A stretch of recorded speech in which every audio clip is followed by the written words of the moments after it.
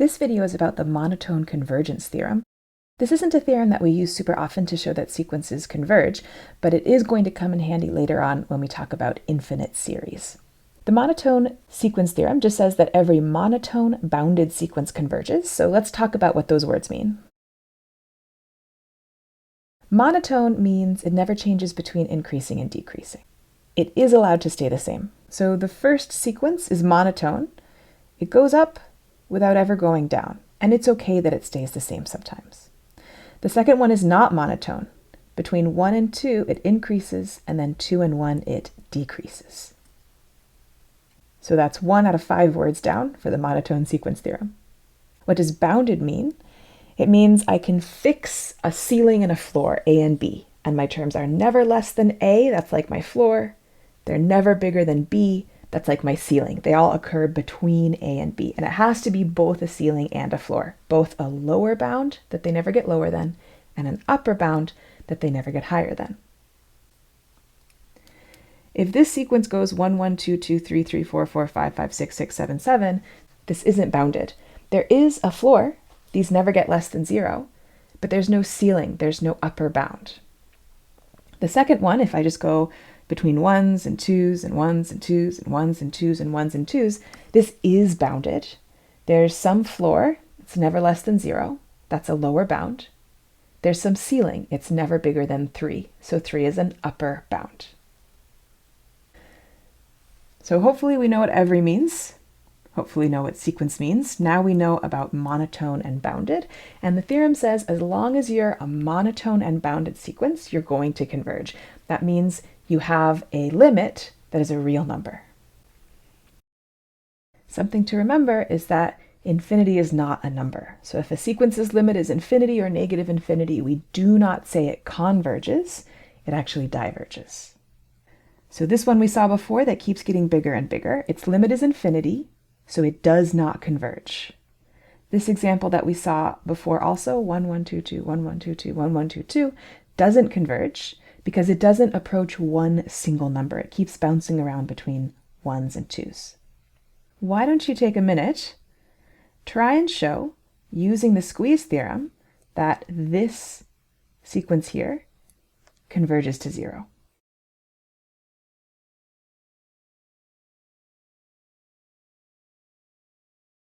Because the monotone sequence theorem doesn't tell you what a sequence converges to, it often gets used in this sort of vague way when we don't actually know what the sequence is.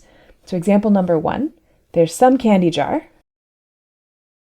and the candy jar gets filled with delicious candy. But it's never refilled. So A1 is after a day, how many pieces are there? And then A2 is after a day, how many pieces are there? And A3 is after a day, how many pieces are there? And I don't actually know any of these numbers, but I can decide whether this is monotone and bounded. Well, it's never getting refilled.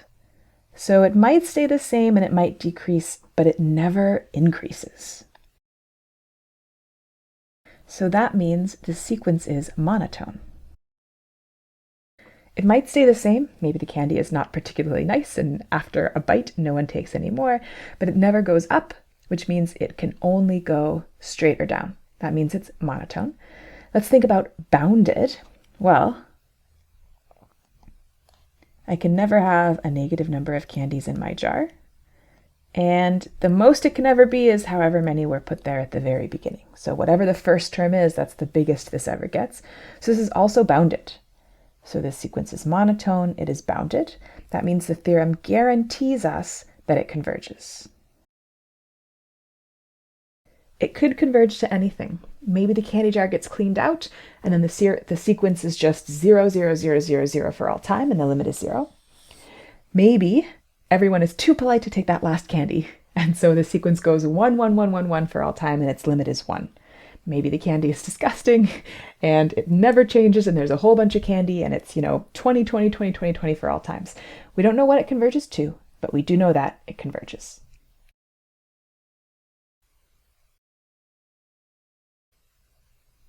So to test your understanding of these vocabulary words, take a second, pause the video. For each of these 4 sequences, decide, is it monotone, is it bounded, and is it convergent?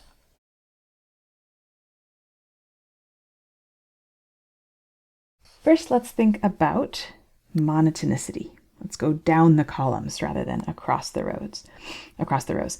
Monotonicity means it never switches between increasing and decreasing. Sine certainly does. Sine of 1, sine of 2 goes back up, right? Sine has this shape. So sine is not monotone. Log is. If I want to sketch this, here's log x. So log n looks like I have to start at 1, not 0. These dots here, it's only ever increasing, never decreasing. So it is monotone. E to the minus n, well, here's e to the minus x. So if I start at 0 here, if I start at 1 here, but it's always going down. It's always decreasing, never increasing. So this is monotone. What about sine n over n? Well, we already saw the limit of this. You can use the squeeze theorem to show that its limit is 0. Okay, so it's convergent. But what does it actually look like? Well, sine does this wiggle dance up and down, and dividing it by n as n gets bigger and bigger means that the amplitude of my sine wave gets smaller and smaller.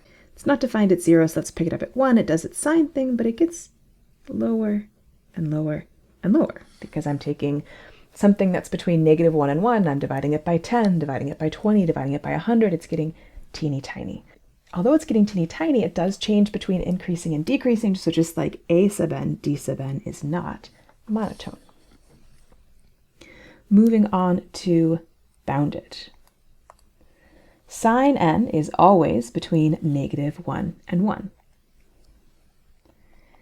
We can think of -1 as its floor. It never gets lower than -1, that's a lower bound. We can think of 1 as its ceiling. It never gets bigger than 1, that's an upper bound. On the other hand, log x keeps growing. It grows slowly, but there's no ceiling here. At some point, this will be bigger than 1,000,000. At some point, it'll be bigger than 1,000,000,000,000. So this is not bounded. There is a floor. If I'm starting my sequence here, it never gets any lower than this, but there's no ceiling, so it's not bounded. E to the minus n, let's think about that. Again, this is a sequence, and so it starts somewhere, and then from there, it keeps going down. So its ceiling, if it starts at 0, its ceiling is 1. If it starts at 1, we could say its ceiling is 1 over e. Wherever it starts, that's its ceiling. It never gets any bigger. But it also has a floor. It never gets any smaller than 0. So all the terms of my entire series exist between, let's say, 0 and 1. So yeah, this is bounded. And sine n over n is also bounded. Sine is between 1 and -1. So if I'm dividing it by something that's at least 1, this is also between 1 and -1. My lower bound, -1, is my floor. My upper bound, 1, is my ceiling. Yes, this is bounded. As for convergence, well, sine n we've already seen before. This does not converge. It bounces around. It's not getting closer and closer to one number. Log n is getting huge. It's going to infinity. Its limit is infinity. Infinity is not a number, so we say this is not convergent. So something to contrast is these two different ways of diverging. The first one bounces around. We say it oscillates, goes back and forth between numbers, never gets close to one number. This one grows without bound. It gets bigger and bigger and bigger, and it doesn't have any ceiling. It just keeps getting huger and huger without bound. Two different ways of diverging. E to the minus n, well, it's monotone and bounded, so by the monotone sequence theorem, yeah, this is convergent.